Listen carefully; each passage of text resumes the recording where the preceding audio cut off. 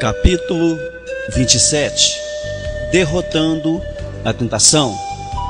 Fuja de qualquer coisa que lhe provoque os pensamentos malignos que os rapazes muitas vezes têm, mas aproxime-se de qualquer coisa que o leve a querer fazer o bem.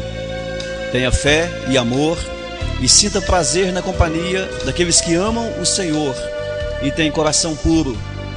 2 Timóteo capítulo 2, versículo 22. Lembrem-se de que as tentações que sobrevêm à vida de vocês não são diferentes das que os outros experimentam, e Deus é fiel. Ele impedirá que a tentação se torne tão forte que vocês não possam suportá-la. Quando vocês forem tentados, Ele lhes mostrará uma saída, de modo que vocês não venham a cair. 1 Coríntios capítulo 10, versículo 13. Sempre há uma saída. Pode ser que às vezes você sinta que uma tentação é forte demais para ser tolerada, mas isso é uma mentira de Satanás.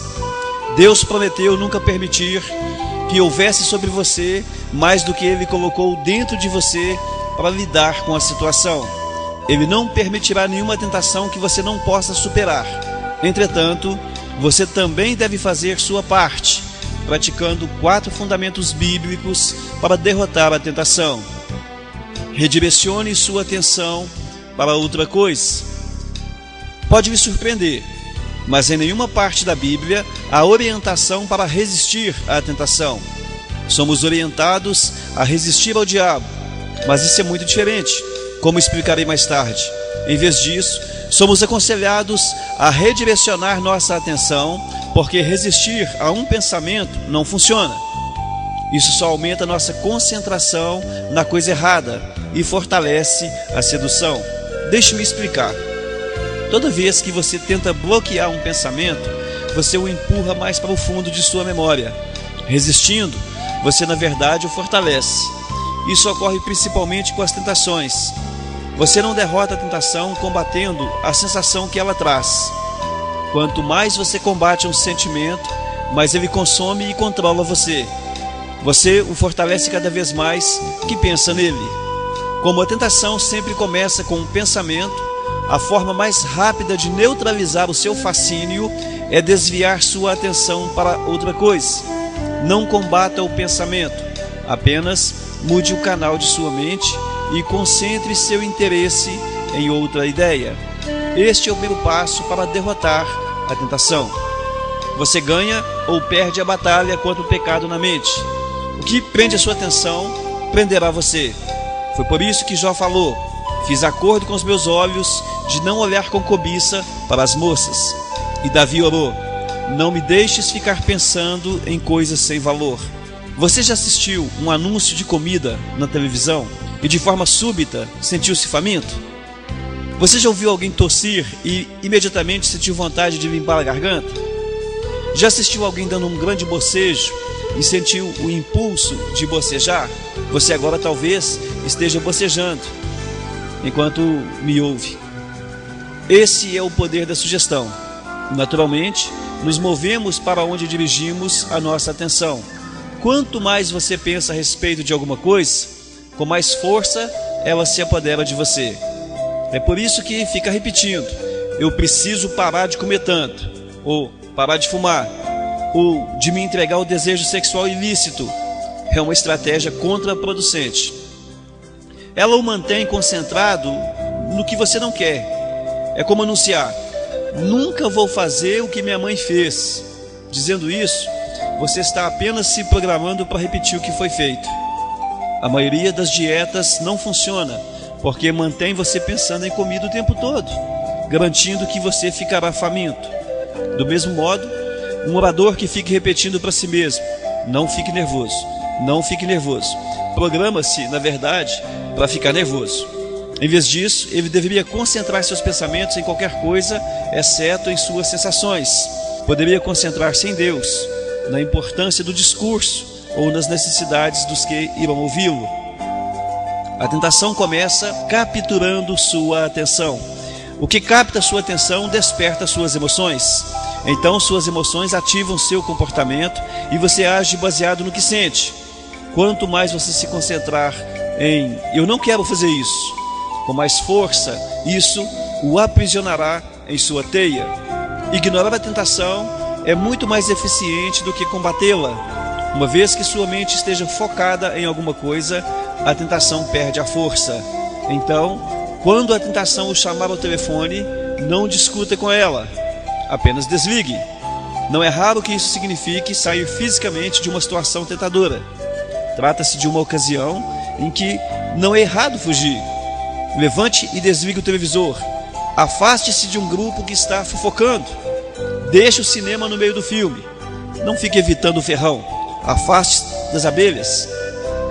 Faça o que for necessário para desviar sua atenção em outra direção. Da perspectiva espiritual, a mente é seu órgão mais vulnerável. Para reduzir a tentação, mantenha-a ocupada com a palavra de Deus e com bons pensamentos. Você derrota os maus pensamentos pensando em algo maior. É o princípio da substituição. Você sobrepuja o mal com o bem. Satanás não pode tomar sua atenção quando sua mente está preocupada com algo mais. É por isso que a Bíblia insiste em que mantenhamos a mente direcionada. Fixem os seus pensamentos em Jesus. Lembrem-se de Jesus Cristo. Encham a mente de vocês com tudo que é bom e merece elogios, isto é, tudo que é verdadeiro, digno, correto, puro, agradável e decente. Se você realmente quer derrotar a tentação, deve administrar a sua mente e controlar o que absorve na mídia.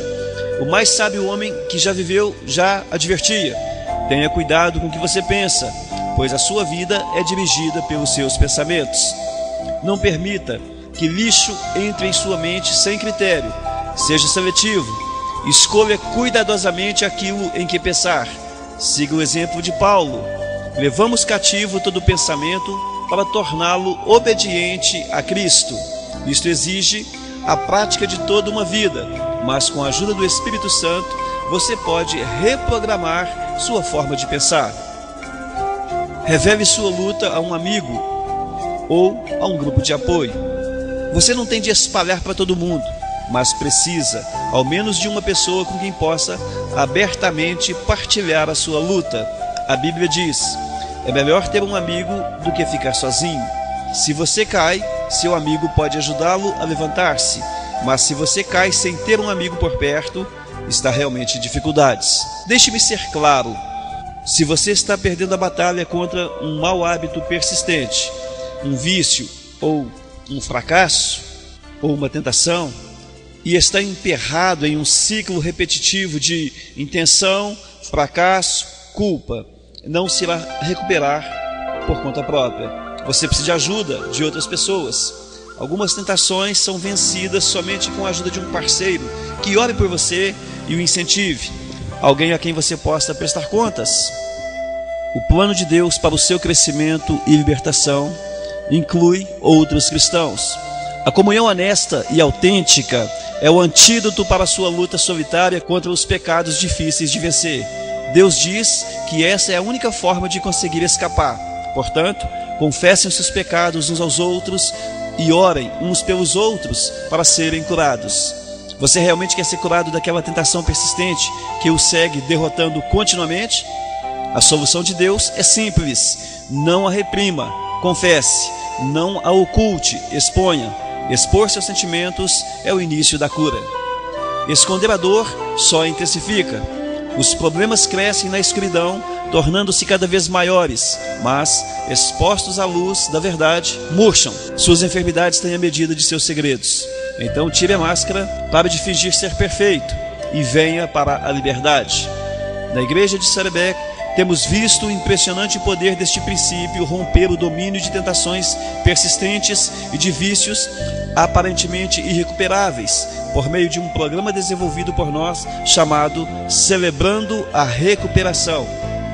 É um processo bíblico de recuperação em 8 etapas, baseado nas bem-aventuranças de Jesus e fundamentado em torno de pequenos grupos de apoio. Nos últimos 10 anos, mais de 5.000 vidas foram libertas de todo tipo de hábitos, mágoas e vícios.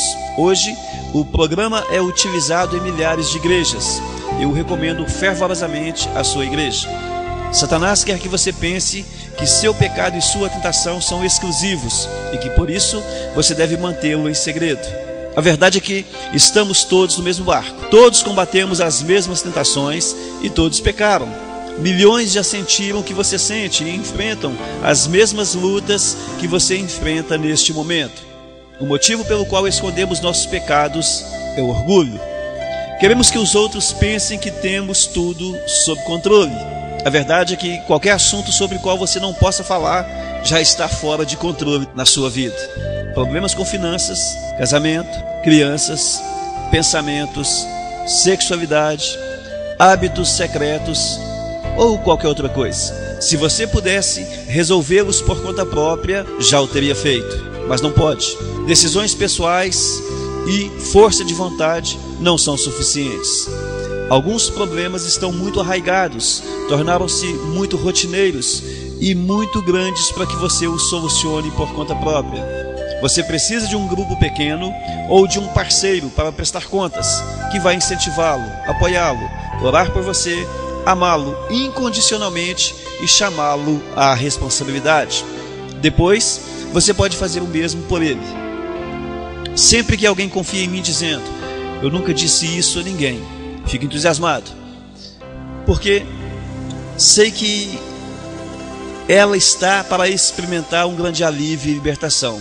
A válvula de pressão está para ser aberta e pela primeira vez ela vislumbrará uma esperança para o futuro. Isso sempre acontece quando fazemos o que Deus nos manda fazer, quando admitimos nossas lutas a um amigo que seja um cristão consagrado. Deixa-me fazer uma pergunta difícil. O que você finge não ser um problema na vida? De que você tem medo de falar? Você não irá resolver isso por conta própria. Sim, é humilhante admitir nossas fraquezas perante das pessoas, mas é exatamente a falta de humildade que o está impedindo de melhorar. A Bíblia diz: Deus se opõe aos orgulhosos, mas concede graça aos humildes. Portanto, submetam-se a Deus. Resista ao diabo. Após termos nos humilhado e submetido a Deus, somos orientados a desafiar o diabo. A parte final de Tiago 4:7 diz: resistam ao diabo e ele fugirá de vocês. Não nos resignemos pacificamente diante de seus ataques. Devemos contra-atacar. O Novo Testamento descreve muitas vezes a vida cristã como uma batalha espiritual contra as forças do mal, utilizando termos que aludem à guerra como batalha, conquistar, luta e superar. Os cristãos são muitas vezes comparados a soldados servindo em território inimigo. Como podemos resistir ao diabo? Paulo explica: usem o capacete da salvação e a espada do Espírito, que é a palavra de Deus. O primeiro passo é aceitar a salvação de Deus. Você não será capaz de dizer não ao diabo, a menos que tenha dito sim a Cristo. Sem Cristo não temos defesa contra o diabo, mas com o capacete da salvação, nossa mente é protegida por Deus. Lembre-se, se você é crente, Satanás não pode obrigá-lo a fazer alguma coisa, pode apenas sugerir. Segundo, você deve usar a palavra de Deus como arma contra Satanás. Jesus deu o exemplo dessa atitude quando foi tentado no deserto. Toda vez que Satanás sugeria uma tentação, Jesus reagia citando as Escrituras. Ele não discutiu com Satanás. Ele não disse: não estou com fome, quando foi tentado a usar seu poder para uma necessidade pessoal. Ele simplesmente citou uma parte da Escritura que havia memorizado. Nós devemos fazer o mesmo. Há poder na palavra de Deus e Satanás a teme. Jamais tente argumentar com o diabo. Ele argumenta melhor do que você, pois teve milhares de anos para praticar. Você não pode enganar Satanás com sua lógica ou opinião, mas pode usar a arma que o faz tremer, a verdade de Deus. É por isso que memorizar as Escrituras é absolutamente essencial para derrotar as tentações. Você a acessa rapidamente quando é tentado. Como Jesus, você tem a verdade guardada no coração, pronta para ser lembrada. Se você não sabe nenhum versículo bíblico de cor, sua arma está sem balas. Eu o convido a memorizar um versículo por semana pelo resto de sua vida. Imagine como você ficará mais forte. Perceba sua vulnerabilidade. Deus nos adverte para nunca ficarmos orgulhosos ou muito confiantes, que é a receita para a desgraça. Jeremias disse: o coração é mais enganoso que qualquer outra coisa e a sua doença é incurável. Isso significa que somos bons em enganar a nós mesmos. Nas circunstâncias adequadas, qualquer um de nós é capaz de qualquer pecado. Não devemos jamais baixar a guarda e imaginar que somos imunes às tentações. Não se ponha por descuido em situações que lhe tragam tentações. Evite-as. Lembre-se que é mais fácil ficar fora das tentações do que sair delas. A Bíblia diz: não seja imaturo nem autoconfiante. Você não é exceção. Você pode cair de cara no chão como qualquer um. Esqueça a autoconfiança. Ela não vale nada. Cultive a confiança em Cristo. 27º dia, pensando sobre meu propósito. Um tema para reflexão. Sempre há uma saída. Um versículo para memorizar. Deus é fiel. Ele impedirá que a tentação se torne tão forte que vocês não possam suportá-la. Quando forem tentados, Ele lhes mostrará uma saída, de modo que vocês não venham a cair. 1 Coríntios capítulo 10, versículo 13. Medite nesta pergunta e a responda por escrito em seu caderno de anotações. A quem eu poderia pedir para ser meu parceiro espiritual, para me ajudar a derrotar uma tentação persistente, orando por mim? Deus o abençoe e até amanhã.